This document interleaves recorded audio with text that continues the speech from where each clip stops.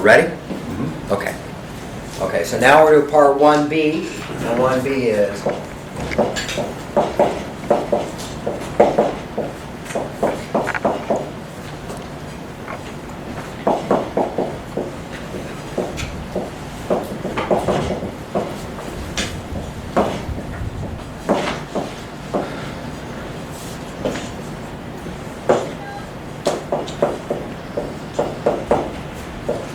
and before we get into that, what is this 25 mils? What? It's an ionic compound. It's going to dissociate. That's quarter equivalent. It's the quarter equivalence point. So this is going to be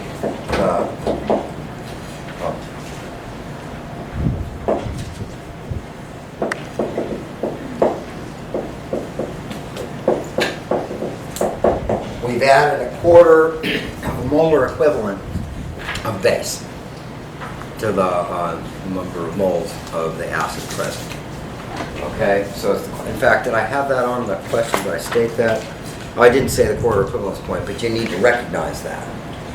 Because it's going to make the problem a lot easier. Now, this is going to require a name equation to attack it. What's the name of the equation? Henderson-Hasselbalch. Henderson-Hasselbalch. Hasselbalch. I'm saying it right. I can never pronounce it right. I have trouble with Bob.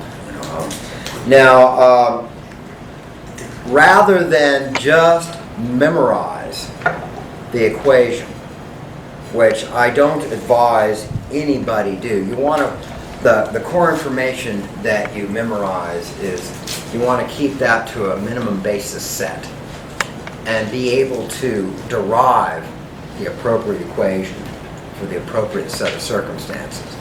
And that's the strategic approach we take to chemistry and all the sciences, actually. And the reason being, there's 300 billion possible equations, and good luck with that. So rather than memorizing those 300 billion equations, you just memorize a few key laws and learn how to derive the appropriate expression that's consistent with the physical law. And so what we're going to do is, this is something you do on scratch paper, by the way. So this part's scratch paper. But rather than memorizing the Henderson-Hasselbalch equation, I want you to derive it fresh. Some equations are best served fresh. It's like the Klingon expression, revenge is a dish that's best served cold. Some equations are best served fresh. They don't have a good shelf life. Okay? And so, how do we derive the Henderson-Hasselbalch? We start with a law. What law do we pull out? Mass action. The mass action. So I start with the mass action expression. And the mass action law for this is Ka is equal to what? KG over KW? Well, yeah, but K- what is it? KW This, over yeah, products over Or- reactants equals to their Gonna be the- stoichiometric coefficient. So in The this, acetate ion yeah, so it's going to be the acetate ion, over the acetic acid. but also Oh, the hydronium. the Dihydrogen. hydronium ion. Kind of powdered. So I write that out. And then the first thing I do, so first, solve for the concentration of hydronium ion. And so I'll just isolate that on the left-hand side. It's going to be equal to Ka times acetic acid concentration divided by the acetate concentration. Okay, and then second, take negative log of both sides. We're going to take the negative log of both sides, and the negative log of the hydronium concentration is equal to the negative log of Ka. And now, what do the rules with logs tell me to do when I have a product? I take the log of a product, it's equal to And the sum of the logs of the factors. And so that's negative log Ka minus the log of acetic acid concentration divided by the acetate concentration. Okay? And now we can easily recognize a couple of things. What is this? PK. This is pH is equal to, what's this? Negative log of Ka. That's, PK. Yeah. PKA. Yeah, and so those features drop out nicely. Again, what's the definition of P? What does P stand for? Power. Power. And it refers to the power base 10 that something is equal to, and it's very useful. We've already found a lot of use for it, but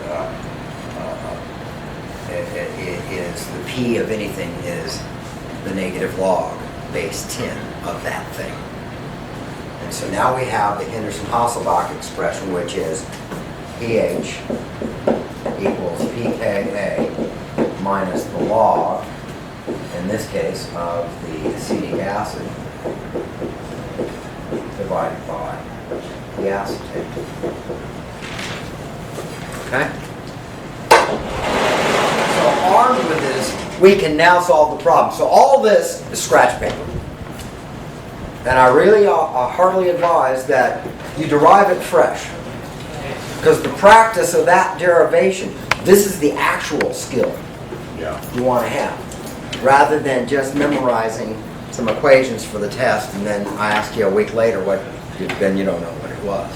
Because you're memorizing some other equations for the next test.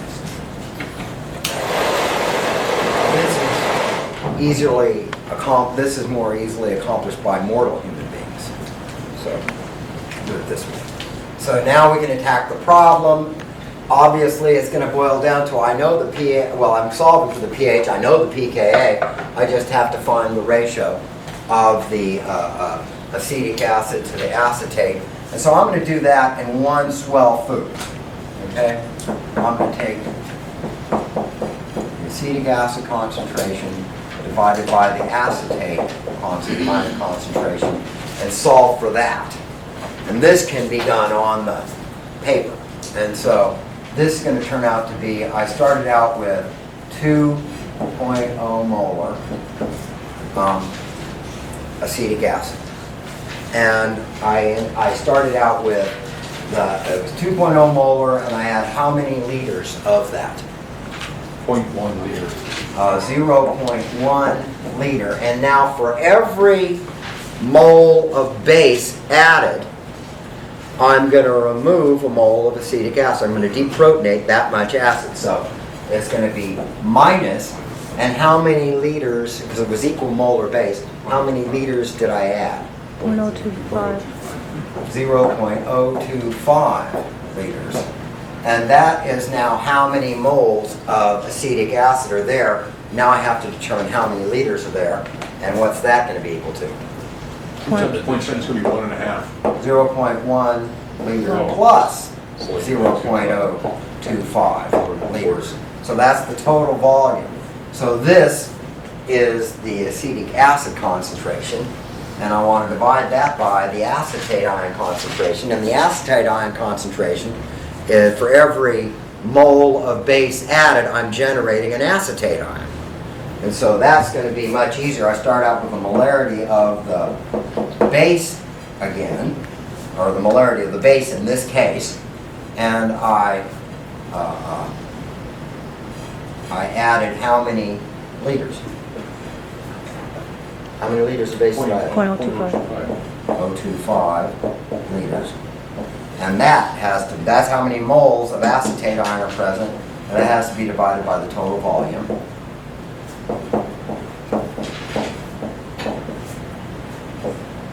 And that's rather ungainly expression.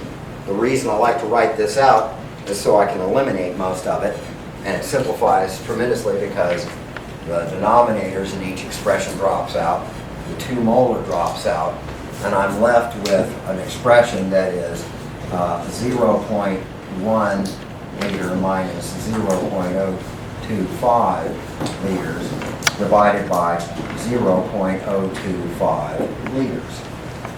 And that is much easier to handle. Now, what is 0.1 minus 0.025? 0.075. Absolutely. So that is equal to 0.075 liters over 0.025 liters. Now the liters drop out. I don't have any units. What is this? 3. Great simplification. Okay. And now we can solve the problem. So the pH is equal to pKa minus the log of 3. And that is all information we already know. The pKa is what? 4.75. 4.75 minus, and what's the log of 3? 0.477? what was it? 477? 0.477. Okay, and that, so I go, now I'm going to go over to my scratch paper because I want to show this detail, but you don't have to show me this, 4.75, because I like to actually physically do this addition and subtraction stuff. This is a trivial step, but I prefer you just do this on the scratch paper. This is the key information. And so that's going to be 3, this is going to be a 7, and this is going to be a 2. So that's equal to 4.273. Are there any questions about that? Yes. On the test, when you have the concentrations divided, should we write that on the test or on our scratch paper? This goes on the test. So I know what this expression is, then it comes out here. You'll probably have room, because I did it in big letters, you probably have room for this step. You could even omit this and go right to that. That would be acceptable. I just want to see the details of the calculation, the key features. General equation and then the real numbers in it and then simplifying on the scratch paper. No, I like this step because that makes it clear from whence everything came. So that's a good question. Yeah, this would be the information. You wouldn't necessarily have to have this. You could just go right to here, and this shows me that the liters drop out, and I have number 3, and then I write this out. And I would want this. Okay, that other trivial calculation was on the scratch paper. So there's a lot of scratch paper on this one. Okay, bring lots of scratch paper. Is that any other questions? Okay.